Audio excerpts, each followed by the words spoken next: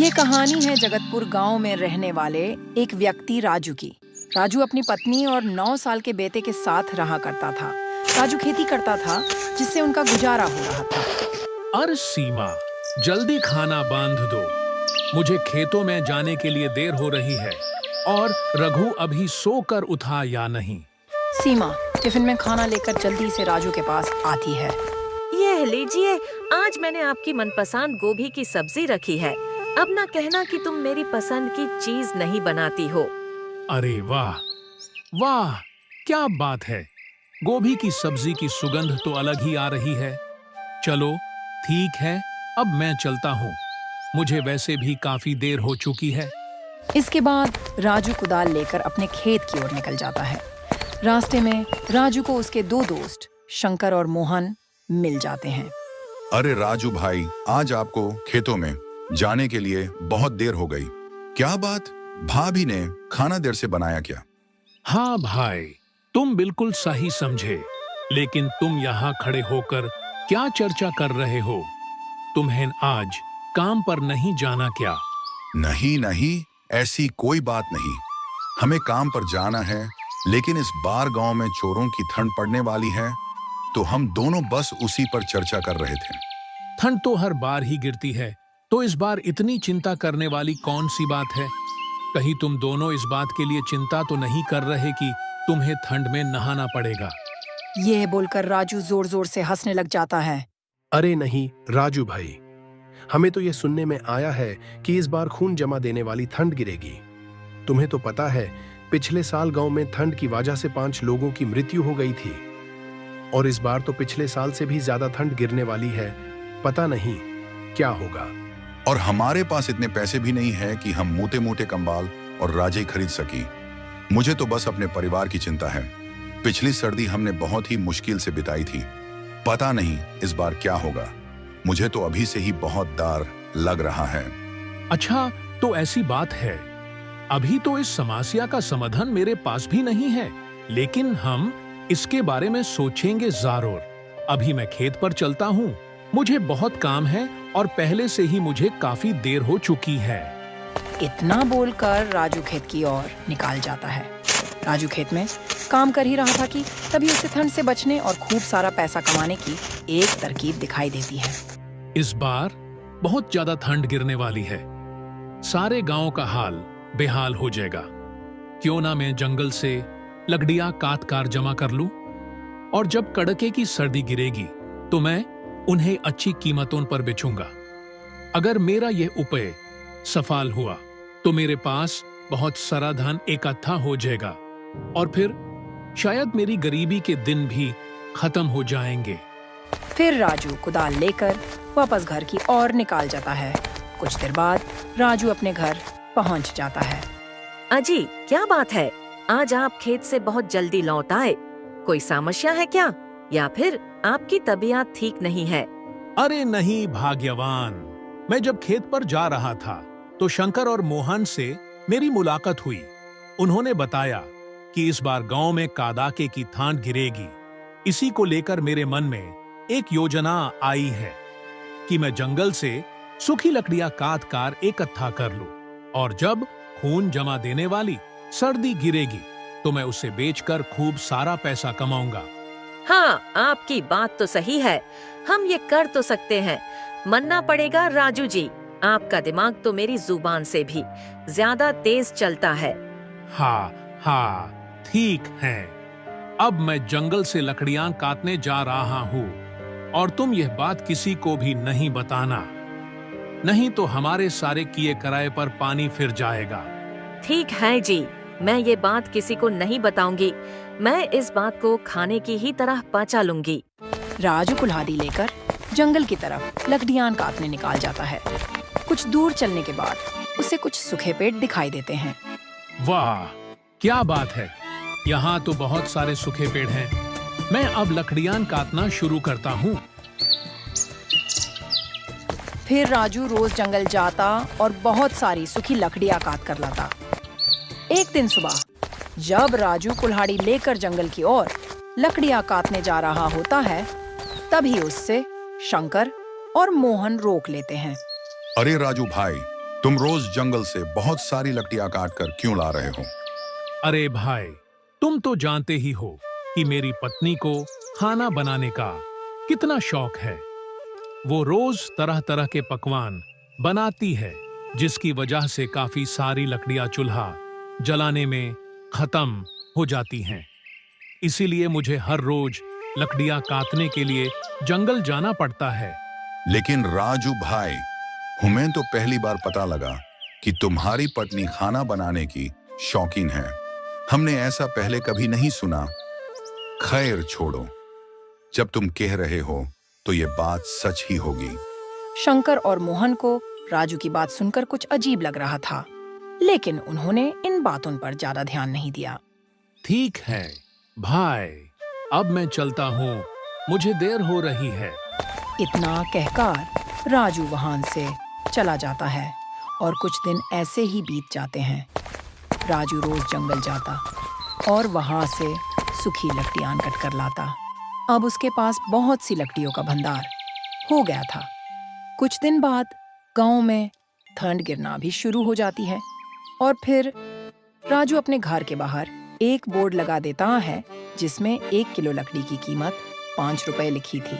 जब सभी गांव वाले वो बोर्ड देखते हैं तो उन्हें राजू की सारी चतुराई का पता चल जाता है कि वो क्यों हर रोज जंगल से सूखी लकड़ियां काट कर लाता था। अरे भाई, क्या तुमने राजू के घर के बाहर वो बोर्ड देखा जिसमें 1 किलो लकड़ी की कीमत 5 रुपए लिखी है? राजू ने बहुत ही चतुराई दिखाई है। वो जंगल से फ्री में लकड़ियां काटकर हमें 5 रुपए किलो में बेच रहा है। हाँ भाई, तुमने बिल्कुल सही कहा। हर रोज जब राजू जंगल से सूखी लकड़ियां काटने जाता था, तब हम उससे पूछते थे कि तुम इतनी सारी लकड़ियों का क्या करोगे? तब वो रोज कुछ ना कुछ बहाना बना दिया करता था। मुझे तो उस पर तभी शक हो गया था, लेकिन हमें यह नहीं पता था कि वो ऐसा काम भी कर सकता है। अरे, तो अब इसमें सोचने वाली कौन सी बात है? राजू से 5 किलो लकड़ी खरीदने से अच्छा है कि हम सभी कल जंगल जाएंगे और वहां से सूखी लकड़ियां काट कर लाएंगे। ये बात जब राजू को पता चलती है तो वो चिंता में पड़ जाता है, क्योंकि अब उसका लकड़ियां बेचने का व्यापार सफल नहीं हो पाएगा। अरे भाग्यवान, क्या तुमने सुना? गांव के लोग कल सूखी लकड़ियां काटने के लिए जंगल जा रहे हैं। अगर वो सूखी लकड़ियां काट लेंगे तो हमसे लकड़ियां कोई भी नहीं खरीदेगा और मेरी सारी मेहनत पर पानी फिर जाएगा। हाँ जी, आपने बिल्कुल सही कहा। काश कोई ऐसा चमत्कार हो जाए जिससे कि कल गांव वाले लकड़ियां काटने ही ना जा पाए। हाँ, अब हम सिर्फ ऊपर वाले के ही भरोसे रह सकते हैं। कुछ ही देर बाद रात हो जाती है। दोनों पति पत्नी खाना खाकर सो जाते हैं। उसके बाद बाहर खूब तेज बारिश होने लगती है और बारिश के साथ साथ ठंड भी बहुत बढ़ जाती है।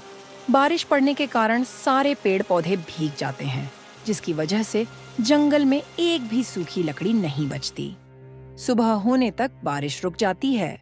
जब राजू और सीमा बाहर का हाल देखते हैं तो वे बहुत खुश हो जाते हैं।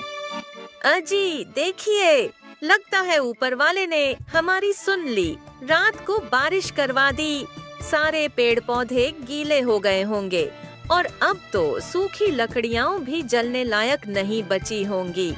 हाँ, तुमने बिल्कुल सही कहा। गांव वालों ने अपने आप को बहुत ही बुद्धिमान समझा था, लेकिन उनकी सारी बुद्धिमानी धूल में मिलकर रह गई और अब मैं लकड़ियां 5 रुपए किलो बेचने के बजाय 10 रुपए किलो बेचूंगा। नहीं नहीं, आप 5 रुपए किलो ही लकड़ियां बेचो। अगर हम 10 रुपए किलो लकड़ियां बेचेंगे तो यह सीधे सीधे लोगों को लूटना हो जाएगा। ऊपर वाले ने हमारी मेहनत को बचाने के लिए बारिश करवाई और अब आप इसका गलत फायदा न उठाएं। मेरी आपसे विनती है कि आप लकड़ियों का दाम 5 रुपए किलो ही रखें। मैं लकड़ियों का दाम 5 रुपए किलो ही रखता, लेकिन गांव वालों ने अपनी चतुराई दिखाकर अच्छा नहीं किया और रात को जो बारिश हुई वह ऊपर वाले का संदेश था कि गांव वालों को सबक सिखाया जाए। इसलिए मुझे तुम्हारी राय की कोई जरूरत नहीं है। मैं लकड़ियां 10 रुपए किलो ही बेचूंगा। अपने पति की यह बात सुनकर सीमा को बहुत दुख होता है। राजू अपने घर के बाहर लगे बोर्ड को बदल देता है और उसमें 10 रुपए किलो लकड़ियों का दाम लिख देता है। यह देखकर गांव वालों को बहुत गुस्सा आता है, लेकिन वे कुछ नहीं कर सकते थे। देख रहे हो मोहन, जब सर्दियां कम थीं, तो यह 5 रुपये किलो लकड़ियां बेच रहा था, और जैसे ही सर्दियां बढ़ी तो इसने अपनी लकड़ियों के दाम भी 10 रुपये किलो कर दिए। तुम्हारी बात बिल्कुल सही है शंकर भाई। हमने जंगल से सूखी लकड़ियां काटने का विचार किया था, लेकिन रात में ही बहुत तेज बारिश हो गई, जिसके कारण सारी सूखी लकड़ियां गीली हो गईं। ऐसा लगता है जैसे भगवान भी राजू के ही साथ हैं। अब हम चाहकर भी कुछ नहीं कर सकते, और अब हमें लकड़ियां चाहिए तो हमें राजू से ही 10 रुपये किलो लकड़ियां खरीदनी पड़ेगी, क्योंकि आग ही हमें इस जानलेवा ठंड से बचा सकती है। फिर सभी मायूस और लाचार होकर बची कुची लकड़ियों से आग तापते हैं। दूसरी तरफ राजू का लकड़ियां बेचने का व्यापार बहुत ही अच्छा चल रहा था। सभी गांव वाले उसी से सूखी लकड़ियां खरीद रहे थे और उसकी बहुत अच्छी आमदनी हो रही थी। धन के साथ साथ उसके अंदर घमंड भी आ गया था। अगले दिन राजू को किसी काम से दूसरे गांव जाना था। अगली सुबह राजू सीमा से कहता है, मेरी बात ध्यान से सुनो। मैं किसी जरूरी काम से दूसरे गांव जा रहा हूं। लकड़ियां बेचने का काम आज के लिए तुम संभाल लेना, और याद रहे, किसी को भी मुफ्त में एक भी लकड़ी का टुकड़ा मत देना। आप लोगों पर इतना अत्याचार कर रहे हैं, मुझे यह बिल्कुल भी ठीक नहीं लग रहा। अभी भी मौका है।